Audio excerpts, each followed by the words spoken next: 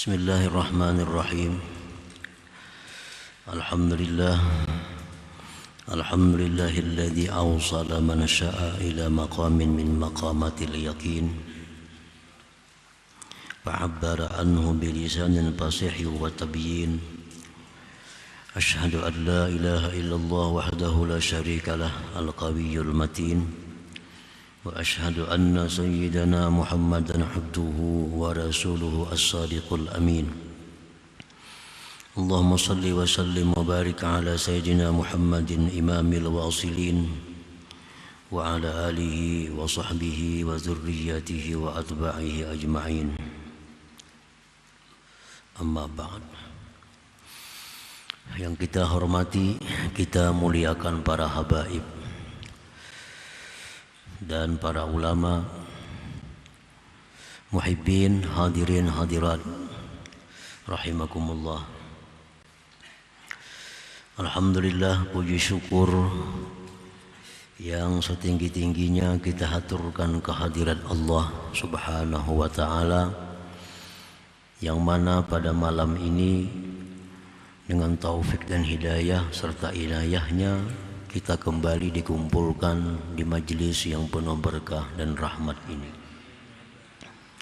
Salawat dan salam atas junjungan kita, kekasih Allah, Nabi besar Muhammad sallallahu alaihi wasallam, dan seluruh keluarga, sahabat, zuriat dan pengikut beliau. Para muhibbin rahimakumullah, al-hikmatu tsaminatu wath-tsamanun ba'dal mi'ah min al-hikamil ata'iyyah. Qala al-imam Ahmad ibn Athaillah as-Sakandari rahimahullah wa nafa'ana bi'ulumihi wa asrarih. Hikmah yang ke-188 daripada al-hikamil ata'iyyah, berkata pengarang Al-Imam Ahmad ibn Athaillah as-Sakandari rahimahullah, nafa'ana bi'ulumihi wa asrarih. Rubbama abbara 'anil maqam man istashrafa 'alaih wa rubbama abbara anhu man wasala ilaih wa dhalik multabisun illa 'ala sahibi basirah. Artinya, kadang-kadang mengibaratkan, menguraikan tentang suatu makam oleh orang yang mengetahui atasnya, dan kadang-kadang mengibaratkan, menguraikan daripada makam oleh orang yang telah sampai kepadanya. Dan yang demikian itu tersamar kecuali atas orang-orang yang mempunyai mata hati. Para muhibbin rahimakumullah, maksudnya adalah rubbama haddatsa 'anil maqam minal maqamat kamaqamiz zuhdi wal khawf wal raja wat tawakkul wa ghairiha man ittala'a alaih wa lam yasil ilaih wa lam yatahaqqaq fi. Kadang-kadang membicarakan, menguraikan atau menjelaskan tentang suatu makam, suatu kedudukan dari kedudukan yang ada dalam agama kita, seperti kedudukan zuhud, khauf, takut pada Allah, raja, mengharapkan rahmat Allah, tawakal atas Allah, dan selainnya. Kadang-kadang yang menguraikan demikian, yang menjelaskan demikian itu oleh orang yang mengetahui atasnya dan belum sampai kepadanya dan belum menduduki makam itu.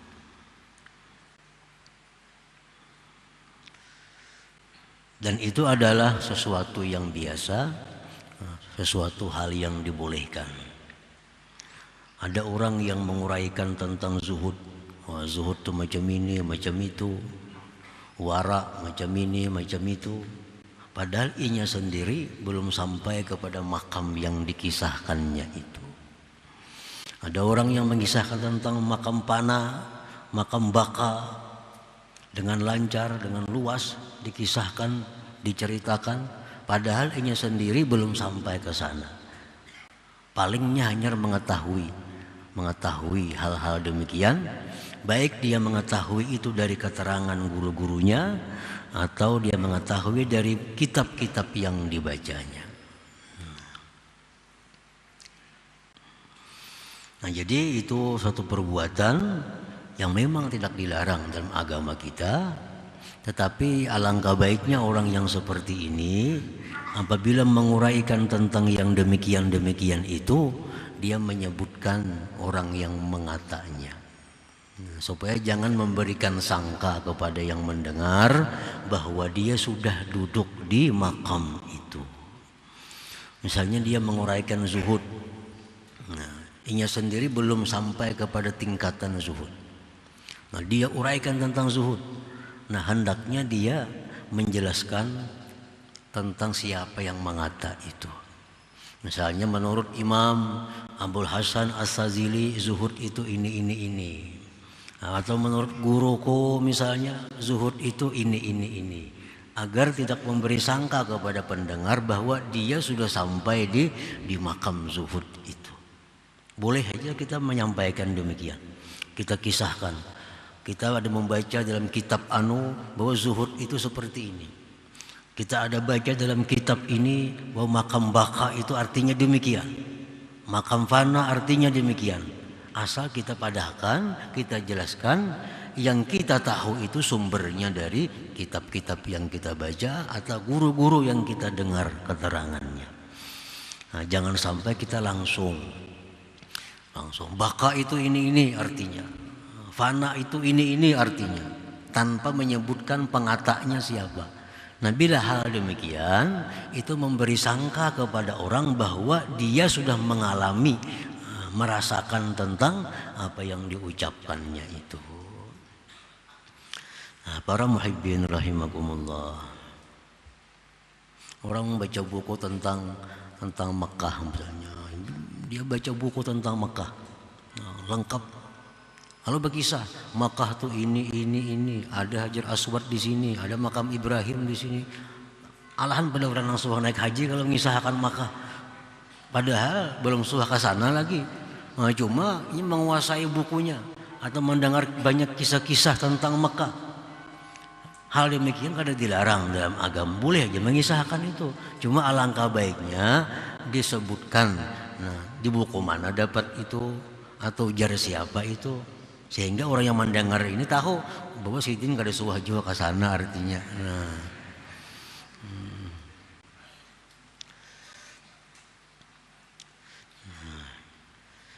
dimaksud dengan rubbama abbara anil maqam man istashrafa alaihi wa rubbama haddatsa anhu man wasala alaihi wa tahaqqaqa fihi. Nah, terkadang ada pula orang yang menjelaskan, menguraikan tentang makam-makam tadi, zuhud, fana, baka, tawakal, ridha. Nah, dia jelaskan, menjelaskan akan dia oleh yang demikian itu oleh orang yang telah sampai kepadanya. Nah, sampai kepadanya, dan dia sudah mantap, sudah merasakan bagaimana makamnya itu. Nah, kadang-kadang ada juga seperti itu. Nah, kalau orang yang demikian, ya kada perlu lagi jar si jar guru kada perlu, karena ini sudah bisa merasakan itu. Wah, pana itu ini, zuhud itu ini, tawakal itu artinya ini. Nah, orang yang takut kepada Allah itu seperti ini. Nah, ini sudah merasakan itu, sudah duduk di situ. Nah, kalau sudah demikian, kada perlu lagi disandarkan kepada siapa yang mengatanya, karena ini sudah sampai di sana. Nah, sudah sampai ke Makkahnya berkisah, kada perlu lagi jar si anu, karena sudah merasa seorang bahwa di Makkah itu macam apa, melihat seorang sudah di sana.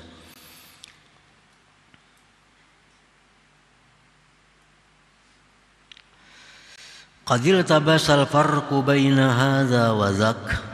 sungguh samar, artinya tidak jelas perbedaan antara ini dan itu. Nah, ini kita sulit membedakan antara orang yang mengisahkan nih, apakah memang hanya sekedar pengetahuan atau dia mengisahkan itu berdasarkan pengalamannya. Sama lancarnya, sama hebatnya. Yang ini lewat buku, kitab, lewat keterangan guru-guru, dia menguraikan tentang makam-makam agama. Yang satu ini berdasarkan pengalamannya sendiri, dia kisahkan tentang makam-makam agama. Nah, kita sulit membedakan mana orang yang sudah sampai ke sana atau hanya sekedar tahu. Nah, itu artinya qadil tabasal farqu baina hadza wa dzak. Sulit kita membedakan. Illa ala sahibi basirah, kecuali atas orang yang mempunyai mata hati. Nah, kalau orang yang sudah punya mata hatinya tahu, oh ini berkisah aja ini. Oh, yang itu pengalamannya. Naknya tahu. Kada samar fa innahu la yakhfa alaihi al-farqu bainahuma, bahwasanya tidak nampak, tidak samar, tidak tersembunyi atas orang yang mempunyai mata hati itu perbedaan antara keduanya. Orang yang berkisah hanya ujar orang jua, lawan yang berkisah berdasarkan pengalamannya. Nah, orang yang punya mata hati itu kawan menilai. Nah, sebabnya apa? Karena orang-orang yang sudah mengalami tentang makam baka misalnya, kalau dia bercerita baka, maka perkataan yang dikeluarkannya itu ada mengandung roh. Nah, perkataan yang dikeluarkannya itu ada mengandung roh. Hidup artinya perkataannya itu. Kalau yang menguraikan ini memang berdasarkan pengalamannya. Tapi kalau orang yang menguraikan tentang suatu makam tapi yang berdasarkan pengetahuan, nah itu perkataan itu kada punya roh, kada punya makna, kada hidup. Nah, hidup kadanya itu hanya bisa diketahui oleh orang-orang yang punya mata hati. Nah, para muhibbin rahimakumullah. Ada beberapa tanda, namun tanda ini pun sulit untuk memutuskan ini orang yang bicara hanya sekedar ilmu, adapun ini bicara dengan pengalaman. Ada tandanya. Wa alamatul awal, alamat yang pertama. Alamat pertama itu orang yang mengisahkan, menerangkan tentang kedudukan agama berdasarkan ilmu atau pendengarannya daripada guru-gurunya. Nah, tandanya parahuhu wastibsharuhu wa nasyatuhu inda ta'bir. Wa dzalik yura fi wajhi. Nah, tandanya itu ada kesan gembira, ada kesan bersemangat ketika menjelaskan tentang itu. Nah, orang ini begitu gembira kelihatan di wajahnya, begitu bersemangat menerangkan tentang zuhud, menerangkan tentang tawakal, menerangkan tentang apalagi raja khauf. Nah, itu tanda bahwa orang ini hanya berdasarkan ilmu, belum sampai kepada berdasarkan pengalamannya sendiri. Satu itu. Yang kedua, alamatnya wada'fu ta'thirih fi qulubil mustami'in, dan lemah pengaruhnya di dalam hati orang-orang yang mendengar itu. Nah, pendengarnya pun lemah, artinya kada berpengaruh perkataannya, penjelasannya itu. Karena penjelasannya itu kada punya roh, hanya sekedar ilmunya. Lalu kada ada rohnya, lalu kada bisa menggerakkan orang-orang yang mendengar itu. Nah, itu antara lain tanda-tanda orang yang mengisahkan tentang kedudukan agama berdasarkan ilmu atau pendengarannya daripada guru-gurunya itu. Bi khilafis tsani, bersalahan yang kedua. Nah, yang kedua ini orang yang mengisahkan berdasarkan pengalamannya. Fa innahu yu'abbiru ka'adatihi bit ta'bir. Nah, dia menjelaskan seperti kebiasaannya dalam hal menjelaskan yang lain-lain. Dia menjelaskan tentang tawakal, ya sama seperti dia menjelaskan hal-hal lain. Kadang dia nampak kegembiraan, kadang dia nampak semangat, kalian biasa. Nah biasa. Nah ini berarti orang ini memang sudah sampai di sana, memang sudah merasai duduk di sana. Dilihat dari keterangannya itu biasa. Kadang nampak bersemangat, kadang nampak gembira di wajahnya.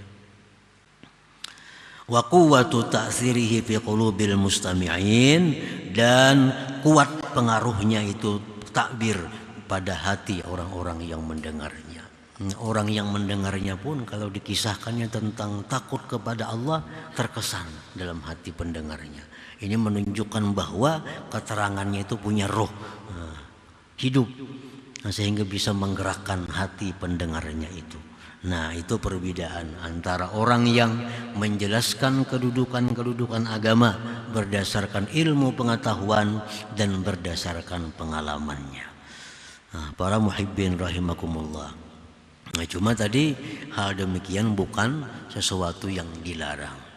Bukan dilarang. Kita mengisahkan tentang, kita baca buku misalnya, baca kitab, di situ ada tentang keterangan zuhud, macam-macam kita kisahkan, ya kada jadi masalah. Asalkan kita ingat bahwa kita sebutkan dalam kitab Ihya, zuhud itu ini terbagi kepada demikian, terbagi kepada ini golongan dalam Ihya umpamanya, disebutkan kitab Ihya supaya pendengar tahu bahwa dasar kita itu Ihya, bukan dasar pengalaman. Thumma qala al-imam bil hikmati tasi'ah wa thamanin ba'dal mi'ah. Kemudian berkata Imam Ahmad ibnu Athaillah dalam hikmah yang ke-189. La yanbaghi lis-salik ay yu'abbira an waridatih fa inna dhalik mimma yuqallilu 'amalaha fi qalbihi wa yamna'uhu wujudu sidqi fiha ma'a rabbih. Tidaklah patut bagi seorang salik, tidaklah patut bagi orang yang beribadah bahwa dia menguraikan, membuka daripada waridahnya. Karena yang demikian itu membuka waridah termasuk yang mengurangi akan amalnya itu waridah dalam hatinya, dan mencegah akan dia adanya kejujuran padanya itu waridah beserta Tuhannya. Nah itu hikmah yang ke-189.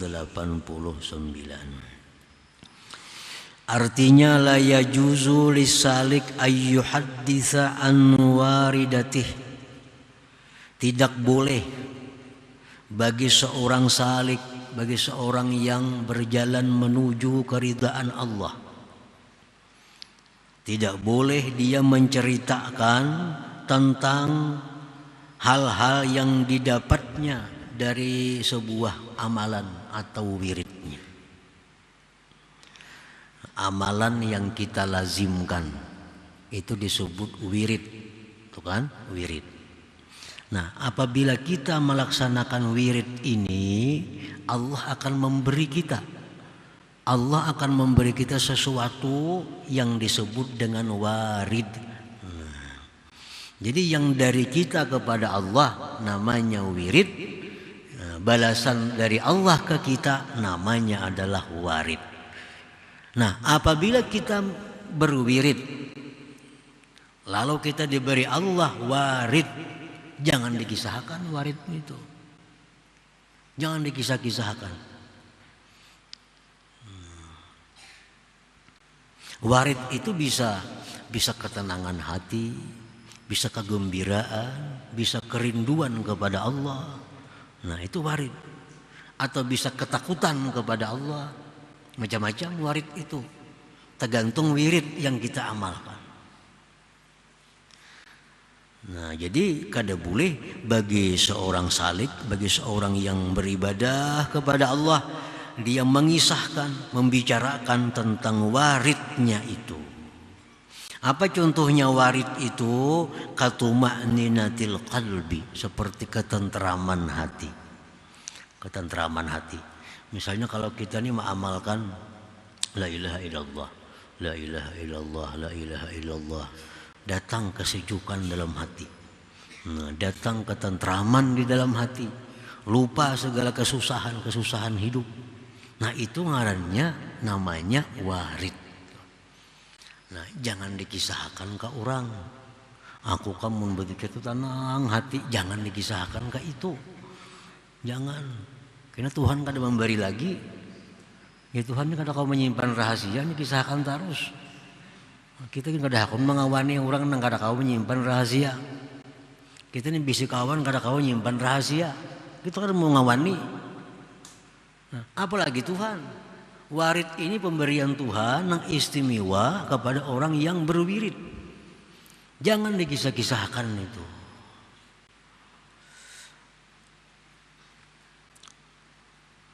Aku istighfar, membaca astagfirullahaladzim, itu bisa Allah memberi kita kasfiyah, keterbukaan hati sehingga mata hati kita melihat neraka, azab yang disediakan Allah kepada orang-orang yang berdosa.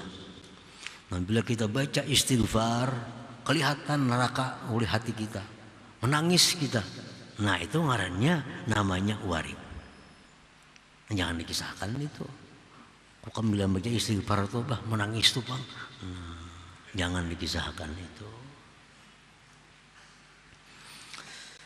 Katuma'ninatil qalbi, seperti ketentraman hati, awil kasfi atau keterbukaan.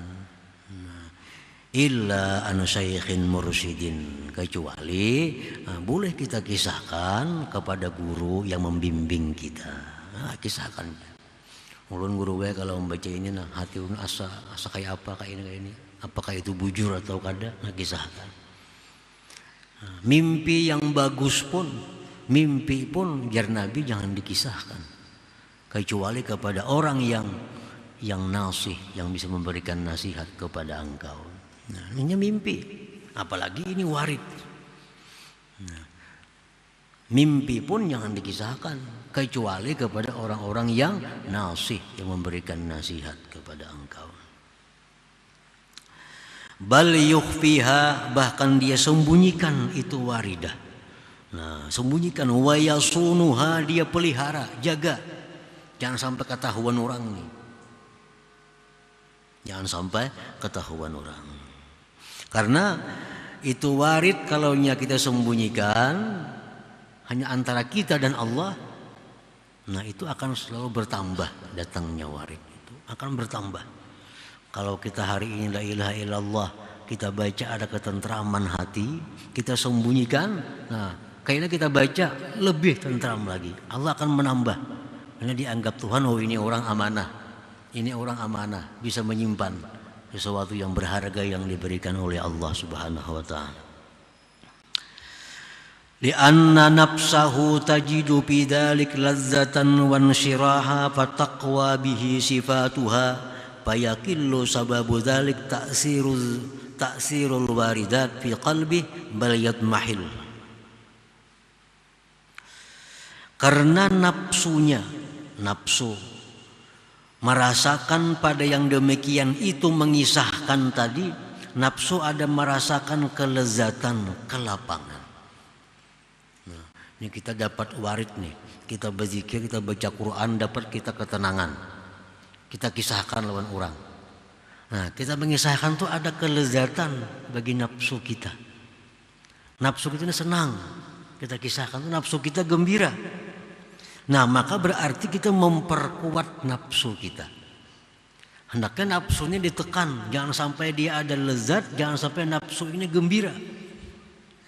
Karena nafsu bila ditekan, nah dia akan menjadi baik.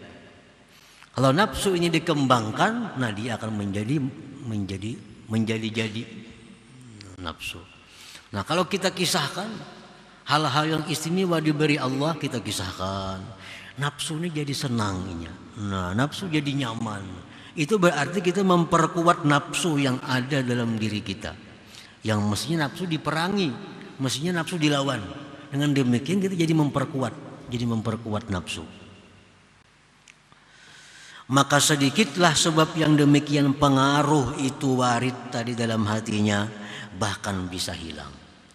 Namun kita kata mengisah-ngisahkan itu kita main bedikit, akhirnya hilang. Karena Allah sudah kada percaya lagi menitipkan waridnya kepada hambanya ini. Nah, para muhibbin rahimakumullah. Orang baca salawat misalnya, bila kita baca salawat itu misalnya, itu Allah bisa memberikan kita kecintaan kepada Rasulullah. Kita baca salawat, hati kita rindu bertemu Rasulullah. Nah itu warid daripada buah wirid salawat itu.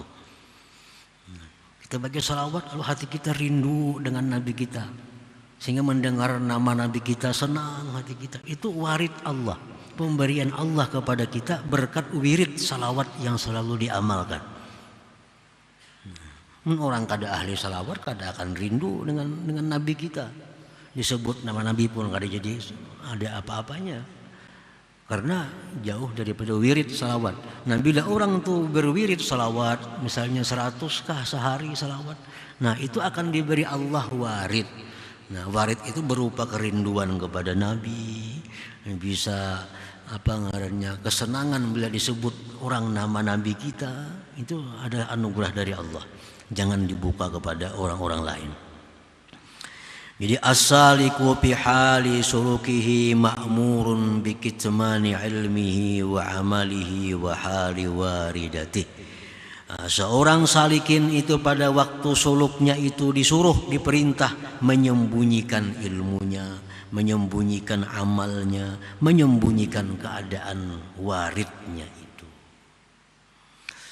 Fa ifsa'uhu lidzalik min qillati ikhlasihi wa adami sidqihi li rabbih. Membuka rahasia yang demikian itu adalah alamat sedikit keikhlasannya dan ketiadaan jujurnya dia bagi Tuhannya Allah Subhanahu wa taala. Kalau kita buka rahasia-rahasia yang diberikan Allah kepada kita berupa warid tadi, ketentraman hati bila berzikir, takut kepada Allah bila membaca ini, timbul takutan kepada Allah. Nah itu warid tuh. Bila itu dibuka, nah itu menunjukkan kurang ikhlasnya kita dan menunjukkan kita kada jujur dengan Allah Subhanahu wa taala. Nah para muhibbin rahimakumullah, jadi apa-apa yang diberi Allah kepada kita sebab wirid yang kita amalkan, maka simpan itu, sembunyikan sedalam-dalamnya dalam hati kita. Kalau hendak mengisahkan, ya kisahkan kepada seorang guru yang membimbing kita. Mungkin ada keterangan-keterangan tambahan daripada warid yang didapat itu. Nah kemudian hikmah yang ke-190 insyaallah ta'ala. Nah para muhibbin sekalian, malam ini kita terakhir untuk bulan ini. InsyaAllah pengajian kita lanjutkan pada bulan Syawal, hidup 13 atau malam Rabu yang kedua di bulan Syawal insyaallah ta'ala. Ila hadratin Nabi sallallahu alaihi wasallam al-Fatihah. Iyyaka na'budu wa iyyaka nasta'in.